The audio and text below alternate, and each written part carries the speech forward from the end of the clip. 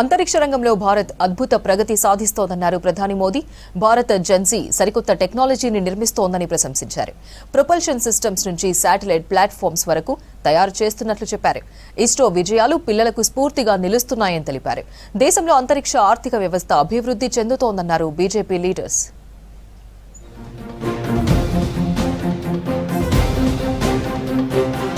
అంతరిక్ష రంగంలో భారత్ దూసుకుపోతుందన్నారు ప్రధాని నరేంద్ర మోదీ. ప్రపంచవ్యాప్తంగా పెట్టుబడులు ఆకర్షిస్తున్నట్లు చెప్పారు.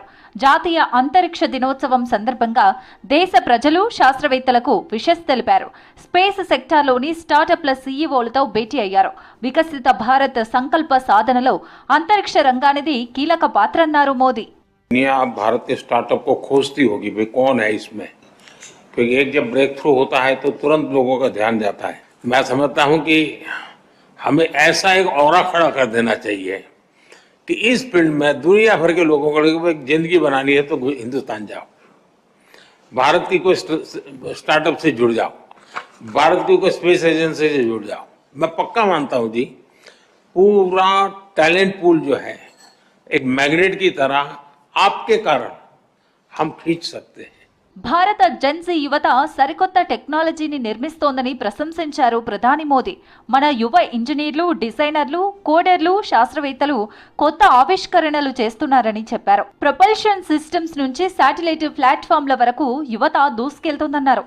ఇస్రో విజయాలు పిల్లలకు స్ఫూర్తిగా నిలుస్తున్నాయన్నారు మోదీ.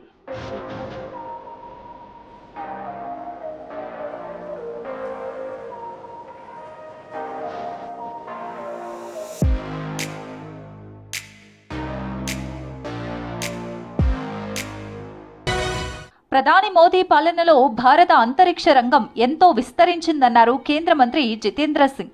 గత ప్రభుత్వాలు స్పేస్ టెక్నాలజీని నిర్లక్ష్యం చేశాయని చెప్పారు. చంద్రయాన్ మిషన్తో అసాధ్యమైన చంద్రుని దక్షిణ ధృవాన్ని చేరామన్నారు జితేంద్ర సింగ్.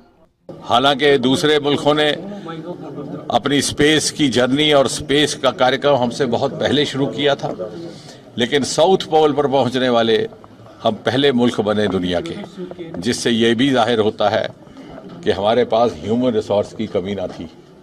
आज स्पेस को प्राइवेट सेक्टर के लिए खोल दिया गया और जिस तेज़ रफ्तार से स्पेस इकॉनमी में इजाफा हो रहा है, मुझे लगता है कि हम दुनिया के पहली कतार के मुल्कों में आकर के खड़ा हो गए.